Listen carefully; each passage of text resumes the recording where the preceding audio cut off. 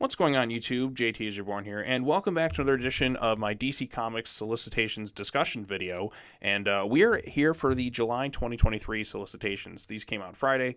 I've been a little bit behind on videos, so I'm going to try and get this one out tonight, and then a couple comic book reviews out, and then I will be pretty much probably not be able to upload anything for the rest of the week because it's going to be a very chaotic week for myself. So, got to get these things out the next 2 days, and then once I get into May, then my schedule will start to clear up again. So I'm looking forward to that. But anyways, let's go ahead and go through these.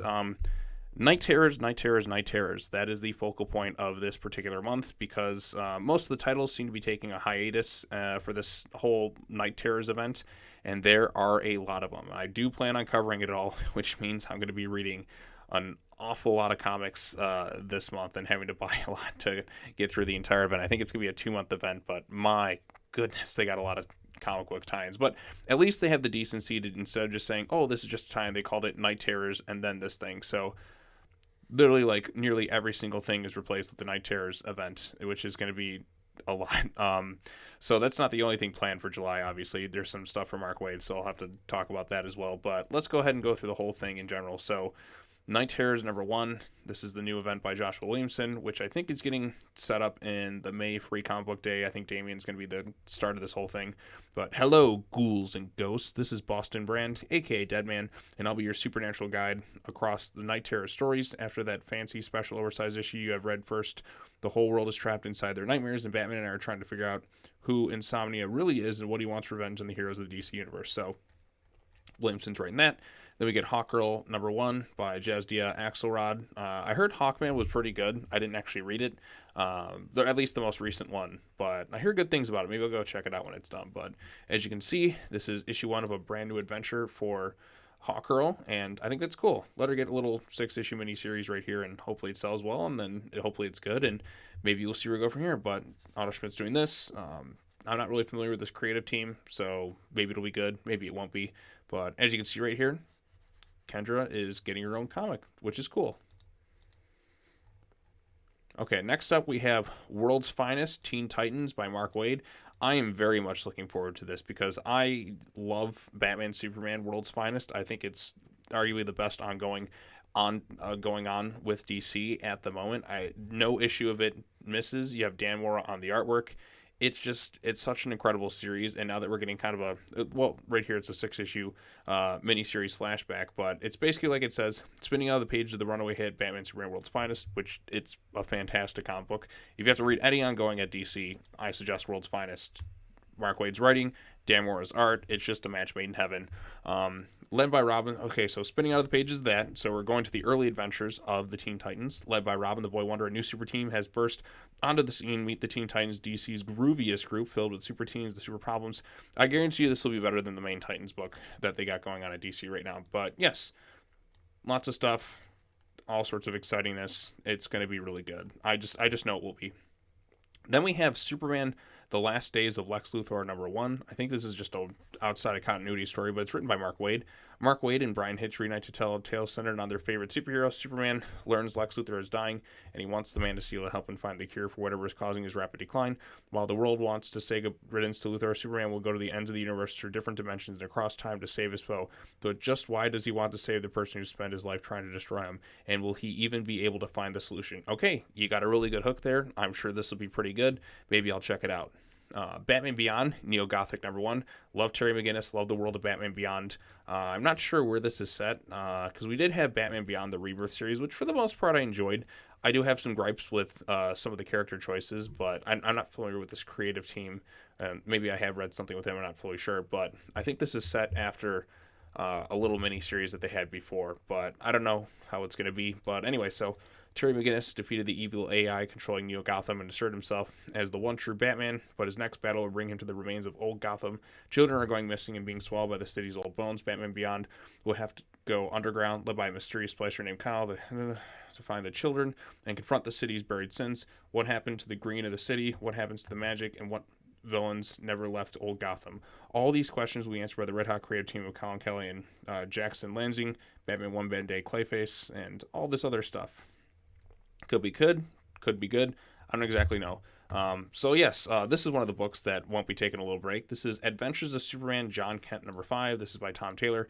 Apparently, this is when the Super Sons are coming into play. Like, this is Injustice, Damian, working with main universe John. So I don't know how this is going to all fold. Is it going to tie into the Injustice video games?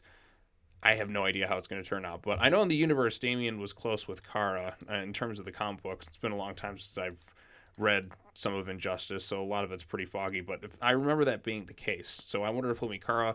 I think Damian had a sister in Injustice too, Anastasia, but I don't know what happened with her. I'd have to kind of look that up again. But it is Elseworld, it is Tom Taylor, so but it's kind of main universe, so it's kind of hit or miss. I don't know how it'll be, but it's a 6-issue mini, so we're going to be nearing the end of this series. So I'm curious to see how it unfolds and if we'll ever get the Injustice 3 video game. You know, we've gotten a couple Mortal Kombat games, I feel like, in between since the last Injustice game at this point. So hopefully we'll get Injustice 3 at some point, because you got to conclude that story with the third game, because I really liked the Injustice video games. Yes, it's not the best portrayal of the characters, but from a video game standpoint, the story is interesting, and the games themselves are quite good. The movie, not so much, but the games have some good stuff, though. I like the games. Batman the Adventure Continues, Season 3, Number 7. Alan Burnett and Paul Dini. These are two people who understand the world of Batman and that quite well. This is set in the new Batman Adventures animated series continuity. I like this cover right here. This could have made some good episodes. But, yeah, so they got the Court of Owls and Ra's al Ghul and all that other fun stuff. Part of me wishes they could have brought back the DC animated universe, but with Kevin Conroy gone, it's just never going to be the same.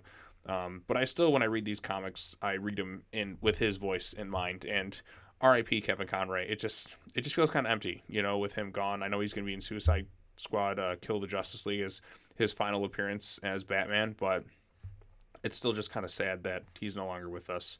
Batman, the Brave and the Bold, number 3. I don't know if I'll start picking this one up, because it is one of those. It's basically replacing the Urban Legends comic book, doing the whole anthology angle. I might just kind of just read it as is, because sometimes for some books I'll read, I just don't feel like making videos on them, because sometimes it just gets it kind of takes the fun out of it a little bit. Some books I just like to just straight up read. So in this case, I might check this one out. I don't exactly know. I may just wait a month to see it drop on DC Infinite online, and just to see how it goes, because part of me doesn't really want to start investing in more Batman comics at the moment, because there's just so many at this point. So like I said, this is continuing off previous stories, and we got a couple different things right here. Batman White Knight Presents Generation Joker, number 3. I have never read any of the White Knight comic books, so I have no idea if they're any good or any bad, but they're still making stuff, so they must be popular enough. Then, of course, we have my favorite comic going on at DC at the moment. We have Batman Superman World's Finest, issue number 17. This thing just never misses in terms of the story. Mark Waid, Dan Mora. It's a match made in heaven. I don't know if this... Okay, so it's setting the stage for things that will soon pop up in pages of Shazam, because we had this... Because this is what happened in the first arc of World's Finest. We had the stuff that set itself up, which with the whole Neza thing, which was really cool. We had the fusion of Batman and Superman, which is a really cool epic image, and the Green Lantern ring and everything. Really, really good stuff in World's Finest. So I'm really very much looking forward to seeing what they do with this story. I enjoyed the latest issue. Is it quite as strong a story as the first two? We're still early on in it, and it's still pretty good. But I mean, those first two arcs were so good. It's like, even if something is good, it's even like, say the other two arcs are great, and this one's, the current arc is still good. It's just, you're just not going to miss with World's Finest. It's really good stuff. The Batman and Scooby-Doo Mysteries, number 10. More Batman. As we can see here, look at this. Batman. Oh, Superman. Batman Beyond. So much Batman, man. I love Batman, but my goodness, there's so many. Batman Incorporated, number 10. I've kind of been reading it. I haven't been as into Batman Incorporated. That's one of the reasons I just you know what, I'm just going to read it. I'm not going to really do videos on it. Because a lot of the characters I'm not quite as familiar with, because I don't see them as often. But yeah, so they got a story going on here with, Ghostmaker and all that. So yeah. City Boy, number 3. This is one of those little mini series things with some of the new characters they're trying to showcase at DC. Part of me thinks that this is probably just going to be a 6 issue thing, and we most likely won't be seeing City Boy that much, or if any. But then again, some characters have kind of carried over, like James Tynion's characters, like Ghostmaker and Clown Hunter, are still kind of going around in Punchline. But you don't really see like Miracle Molly, whatever happened to her. But yeah, so you'll see some of them for a while. Some will stick around, and then some will kind of be forgotten about. But unless this thing really kind of takes off, which I don't know if it necessarily will, we'll see how it goes. But yeah, so City Boy's doing his thing, and we'll see how it goes.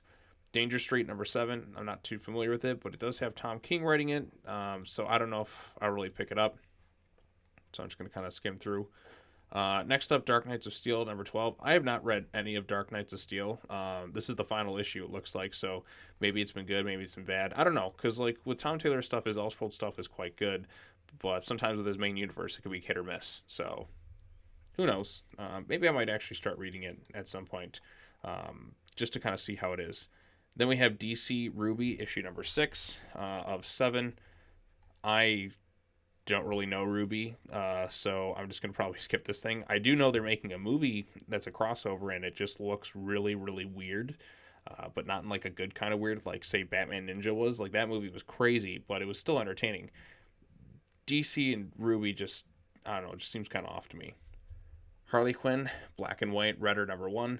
Lots of different creatives on this thing, so it's going to be a 6-year thing. Chip Zdarsky's, Leah Williams, Paul Scheer, and Nick Giovanetti. The Bloody Brilliance of 2020's Harvey nominated Harley Quinn, Black plus White plus Red, reserved an encore, this time in print periodical. Okay, so this is just an anthology thing. So who knows, maybe it'll be good. Justice Society of America #7, assuming this thing actually comes out, because when it comes to Jeff Johns writing DC stuff these days, it's almost like like the release dates are so slow. So we have reunions are cut short when the GSA and the Lost Children face a new threat. Can this group of heroes and sidekicks find the room of the curtains between both? What happens here has massive ramifications for the next stage of the new golden age. Yeah, we'll see about that, Jeff. You don't really seem to be leading DC anywhere. You've kind of been faded out a little bit. Night Terrors, issue #2, written by Joshua Williamson. This is 2 of 4, of course, so we had the first issue to kind of start out the month, and then this is where we started to get into, like, everything is Night Terrors. Oh, dang, I got another one of these this month. Batman and I are joined by Wesley Dodds, the Sandman. What the heck? I thought this was the only dead person on the story. I guess now we uncover one of Wesley's oldest cases, which haunted him until the day he died, and it points us in the direction of the Nightmare Stone, but Insomnia has unleashed his own army to hunt us down the sleepless nights, and this issue is their first appearance. Kids get scared. I love horror movies. I mean, I'm a big horror fanatic, so I mean, I'm actually kind of looking forward to this event. It does feel a little bit oversaturated with all the tie-ins, and I'm sure generally they're not all going to be that great, because I'm like a DC event overload right now. Lazarus Planet is finally ending, and then like we're going to take probably like a 2-month break. So May and June I think we'll be off from events, which good. And then we'll like be back into it come July, and I guess that hiatus is just to save up for your wallet, because get ready, kids, there's going to be a lot of books to purchase. But then we have Night Terrors Action Comics #1. So I'll have to go and tally all the different Night Terrors comics, because there's just so damn many. So this is 1 of 2, so we're going to be getting more stuff that's going to come out at the end of the month. Slipping into the So it seems instead of just like doing normal Action Comics, we're just kind of doing everything in Night Terrors format, which, you know what, I'm okay with. I'd rather to have it like this than kind of get it confused when you're going back and reading everything with Action Comics and all that. So, but 48 pages, my goodness, this is going to cost. I'm going to be spending a lot of money on comic books this month. Slipping into the world of nightmares is only the beginning, as Power will face out the scariest dream wall herself. Paige may have nearly escaped the grasp of the devious Johnny Sorrow, but that was just a warm-up for the real villain. Inside, meanwhile, the super twins are lost in a terrifying dream scheme hunted by a nightmare version of their own adoptive father, murderous cyborg Superman. Can Superboy, Kong Keenan, and the Steel family find the twins in time to save them, or will they join his bloody list of victims? Leah Williams and Philip Kennedy Johnson. Well, I know PKJ is a talented writer, so we'll see what he does. Angel Breaker, #1, Night Terrors. This is a character who appeared briefly in Shadow War, and then did she appear in anything else? I don't exactly know. She seemed to kind of have something with a Ghostmaker, if I recall. But this is a character they set up and did pretty much nothing in general. I think she took over like the League of Assassins or something. But deep in abandoned Cobra safe house device able to access the dream powers of John D, aka Dr. Destiny. As heroes across worlds to come to nightmares, Angel Breaker wants it now to infiltrate Hall of Horrors. She'll need the help of a professional thief, the man known as Raptor. Okay, of course, Raptor's in this because Tim Seeley is writing it. But Angel Breaker and Raptor aren't exactly friends. Can the mysterious Merc trust a man who... And, yes. Okay, so we'll see what they do. Issue 1 of 2. So there's going to be 2 Angel Breaker issues. My God, there's so many in this event. It's just so much. Night Terrors, Batman #1. So Williamson's writing this. Does this man ever stop? He just has so many books he's writing. Like, does he ever get a break? Ever since becoming Batman, Bruce Wayne has been a creature of the night. He transformed himself to a symbol that gave the criminals of Gotham nightmares. But now trapped in the nightmare realm, Bruce is stalked by the horrors he's created. Can he escape before his own nightmares pull him deeper into the darkness? So again, more Night Terrors. So much Night Terrors. It's scary. Night Terrors, Black Adam #1. Black Adam is defending Connor from Water Soul, and the deadly nightmare sweeps the planet, putting all men, women, and children into a nightmare realm, including the fierce monarch. But what are the deepest, darkest nightmares? Okay, so this one could be interesting. Black Adam, seeing what kind of nightmares he has. Night Terrors, Catwoman #1 by Teenie Howard. Forgive me, sister, for I have sinned. I murdered Valmont, the man I loved, in order to save the man I loved, Batman, who will never forgive me for breaking this one rule. But please forgive me, sister. So, okay. Catwoman's doing her own thing. Night Terrors, Detective Comics #1 by Dan Waters. Okay, so we'll see how this one goes. I don't know who the artist is this time. Okay, Bernard Chang's variant. Ricardo Federici. Okay, Ricardo Federici is a good artist. So yes, this one's going to probably be really strange and abstract if Dan Waters is doing this one. Jim Gordon stumbles upon the sacred jailhouse with the disciples chanting around an enchanted clock, and one of them is wearing the robotic bat suit that he donned many years ago. Except this metal suit. Okay, so Jim Gordon is going to be in the metal Batman suit. Cool, I guess. But man, all these are releasing July 25th. It's going to be a lot of comics. Night Terrors, First Blood #1 by Joshua Williamson. Jesus, Josh, give yourself a break, man. How many comics is he writing this month? My goodness. It's like First Blood. Like, is Rambo going to show up in this thing now? He has like 4 issues he's writing this month alone. That's insane. When Batman, Superman, Wonder Woman, and look at that. There's just so many pages. Like, does he ever? I don't know how he does it because there's just so much stuff. Well, Howard Porter is like one of his go-to artists, if I recall. When Batman, Superman, and Wonder Woman find the body when their earliest enemies inside the Hall of Justice, they're investigating. The only way to save the rules of car for the help of Uncle here, Dead Man. So okay, so this is one of the things. Night Terrors, The Flash, Alex Paknadal. After the Flash went free, bearing them from the dimension Pariah locked him in, the Scarlet Speedster was able to return home for a quality time with Iris and his other loved ones.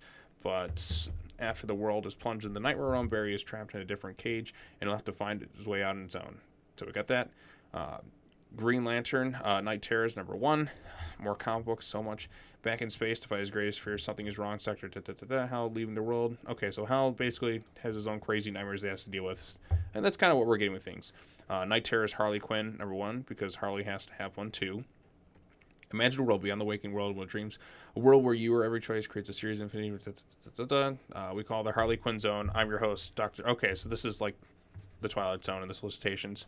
But yeah, so all sorts of freaky stuff is going on here in this Night Terrors thing. Okay, the only interesting one right here so far, we have most interesting is the Night Terrors, the Joker #1 of 2. So we're getting 2. My goodness, there's so many comic books. How am I supposed to keep up with it? The Joker's worst nightmare becomes reality. He's got a day job. How will he handle meetings that could have been emails? Why did management cancel Bring Your Child to Work Day? Who will want to make small talk at the coffee machine? What is Alex going to pick up for lunch? And who is the masked madman Terry is in Gotham at night? Okay, this one kind of sounds like a fun concept. I like that initial cover. Joker just being forced to be tortured, having a normal job. That sounds kind of funny.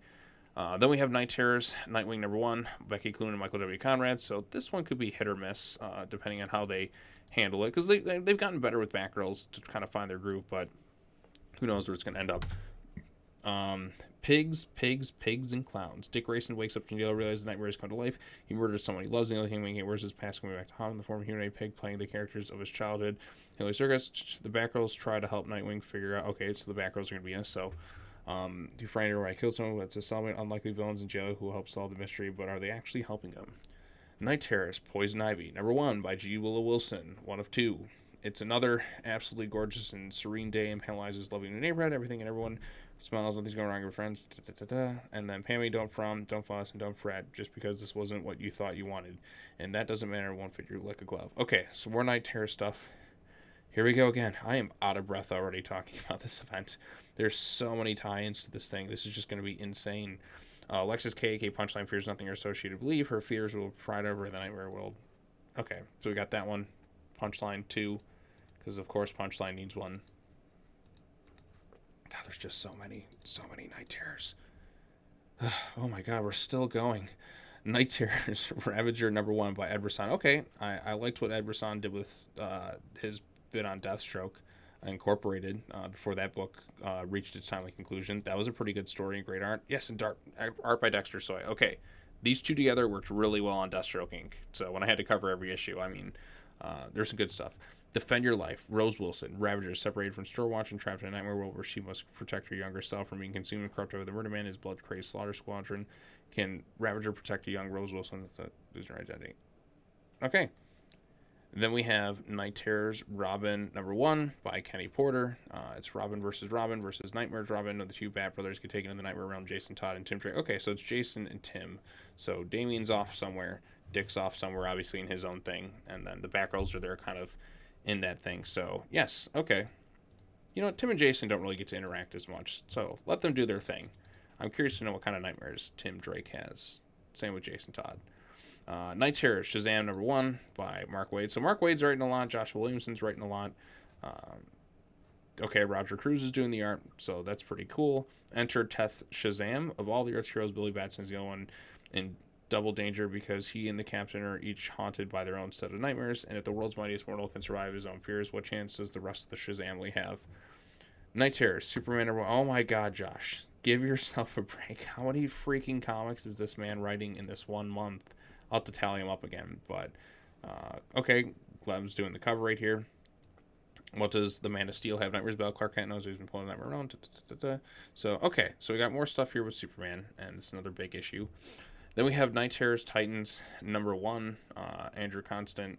The kids are not arrived for plunging into the nightmare realm. The remaining members of the Titans come face to face with the fever dream turn related to Terror Titans. These warped versions of our heroes are praying to do anything to become the next Justice League, even kill. I thought they were replacing. I thought they didn't want the Justice League because the Titans are supposedly so much better.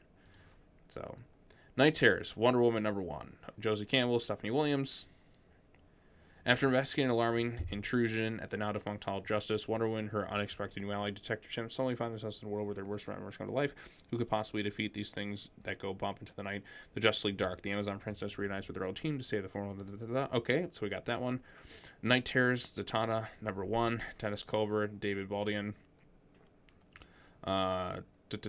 Whatever's back is Zatanna, one of the last people awake on Earth, must defend her unconscious allies. Wonder Woman, Detective Chimp. Okay, so Zatanna is at least awake, but the outnumbered Zatanna can't do it alone. She uses her magic to summon any champion that is still awake, which puts her in an unlikely team with the world's strangest superheroes, the unstoppable Doom Patrol's Robot Man. Okay, this could be a fun one. Cliff Steele and Zatanna Zatara all together. All right, this one has me intrigued. Looney Tunes #273. I've never seen this in any stores ever. And then Mad Magazine, still going on. Multiversity, Harley screws up the DCU after accidentally do the Justice League. Okay, there we go. And then I think Peacemaker tries hard #3. Peacemaker, what a joke. Betray Bleeding. Okay, so this is another Peacemaker story. I probably won't read that. James Tynion still doing some stuff. Sandman, Universal. Okay, so we got all this stuff going on right here. I'll kind of skim through it. Spirit World #3, written by Alyssa Wong. Xanth and Constantine find a one-way ticket to the spirit world and must interrogate spirits to find Batgirl, but how do you do without alerting the spirits that there's a human walking among them? Then Cass and Popo... Mr. Popo? Oh god, can you imagine if Mr. Popo was in this thing? Mr. Popo. Go to a friend of Bowen's in hopes of finding a way back into the living, a fox spirit who has a secret of his own. Okay, like I said, Spirit World actually sounds kind of intriguing. With the setups, making me think of Yu Yu Hakusho, which is one of my favorite animes of all time. Yusuke Urameshi, one of the greatest protagonists of all time. If you haven't watched Yu Yu Hakusho, check it out. It's amazing. The English dub especially. It's like, I know a lot of people are iffy on dubs versus subs, but Yu Yu Hakusho is one most people agree. Okay, the dub is pretty freaking great. Then we have Static, Shadows of Dakota, #5 of 7. So Static Shock is doing his own thing right here. Then we have Steelworks #2, another Superman-related title. John Henry Iron's Steelworks Company may be up and running, but this radical reimagining of Metropolis Civic Works has caught the attention of the bigger players in the city, both good and evil, with Rob Wisdomson and Charles Walker III. Okay, so am I a man or Superman? Superboy, Man of Tomorrow #4. This actually pops up on the DC Infinite app, so I just kind of read that right away. Superjoy, and it's actually set before like the current Action Comic stuff, so it's kind of like a standalone thing. So it's him kind of off doing his own thing. Superman Lost number 5 of 10. This is Christopher Priest. At a loss close to the widening gap between yourself and Superman Lois turns with this. Okay, so we got that. Then we have Tales of the Titans number 1. I guess I'll be covering this thing at some point. The Titans have stepped up to become the DCU's premier superhero team, and all eyes are on them. Who are Starfire, Raven, Donna, Troy, and Beast Boy? Where they come from, what do they stand for? All will be revealed in Tales of the Titans, an all-new series of spotlight issues in the spirit of the beloved 1980s classic, Tales of the New Teen Titans. First up, Alien Princess, where Starfire is... Okay, there we go. So I guess they're redoing some origins. The Vigil number 3. This is Ram V's thing. That's something that he was kind of tying into with Detective Comics. Who are the Vigil? Saya file loading. Saya isn't available. I know I'm kind of stumbling through this, but I'm just don't really have much interest in the Vigil. Waller versus Wildstorm number 3. So I was going to come to this. Deathstroke versus Battalion. Okay, so Deathstroke's in this. That's kind of cool. Oh, shocking finale. So we got one more issue left of that. Wildcats number 9. And then that's it. So, yes. My goodness, so many Night Terrors comics. Let's go ahead and count them all. And then let's do a separate count for everything Joshua Williamson's writing, because that man is doing so much. So, that's 1. Okay. 1 so far. Almost there. 2, 3, 4, 5, 6, 7, 8, 9, 10, 11, 12, 13, 14, 15, 16, 17, 18, 19, 20, 21, 22, 23, 24. 24 comics in 1 month. That is absolutely ridiculous. Okay, look, I'm going to cover every single one, but 24 comics in 1 month, if somebody wants to read all of them in this one event, I think that's absolutely insane. Space it out a little bit. Space it over like 3 months or something like that. But 24, and then we're going to have another 24, so that's almost like 50 comics if you want to read them all in back-to-back months. That is absolutely ridiculous. I think anyone who tries to consume it, like that's like price gouging, if you will. It's my wallet. Like, I mean, I wow, that to me is absolutely ridiculous. You don't need 24 comics in one event in 1 month. That to me is just insane. They're doing a little too much too soon, and it's oversaturation for one specific event. You could have just, maybe cut the number down to 12, if anything. But if you're gonna read them all, 24, and yes, I will be covering the whole event. My God, that's almost 50 comics in one event. Because I'm sure there's going to be more. Oh, man, I'm already drained. But anyways, let's see how many Joshua Williamson's writing in 1 month. Because I'm a little curious. So let's go 1. Okay, that's 1 for Williamson. I know he's doing a bunch, because this man just doesn't stop writing them. So we have Night Terrors number 1. Okay, come on. That's 1. Oh, Night Terrors number 2. That's 2 issues so far for him. Let's keep going. That's 3 with Batman. Okay. Come on. That's 4 right here with First Blood. I know these got more. Come on. Let's keep going. Keep going. Almost there. That's 5. Night Terrors Superman number 1. Is that it? Does he have any more? Okay, 5 issues in 1 month. That is absolutely just crazy. But I am looking forward to some of Night Terrors, and I'm looking most forward to this World's Finest Teen Titans and Batman Superman World's Finest. But this is going to be a huge, huge month for DC in terms of how many comic books that I got to read to cover this entire event. And I'm sure a lot of them will feel kind of just like filler, like you don't necessarily need to read them. But I'm going to read them anyway. So, hey, you got a nice 2-month break from the events, but guess what? We're going to just, if you want everything, your wallet is going to be taking advantage of quite a bit. Because, I mean, my God, because it's like, well, like $4 or $5 a comic, and it's like 24. So let's just go on the low end of stuff right here. So let's say it's like $4. 4 times 24. yeah, you're definitely yeah, you definitely got over $100 in comic books alone this month. So this event, you're gonna spend like $200 in 2 months in terms of comic books, which is just crazy if you want to cover every single one. But um, yeah, so this is a bit oversaturated in terms of this Night Terrors event. I think it's a little excessive to have that many comic books in 1 month for just one specific event. But I will give them props. At least they're just labeling it Night Terror, so the main stuff's just actually taking a month off. Like, okay, we're gonna have this event. It's gonna be like 2 months, but everything else is on hiatus. Here's this and here's that. So I at least kudos to that. But hopefully after this, we'll go on another long hiatus without any events because DC, we went. What do we like? We just went so many events back to it. Like Lazarus Planet, I'm still covering that thing. It's already over, but they still have more things tied into it.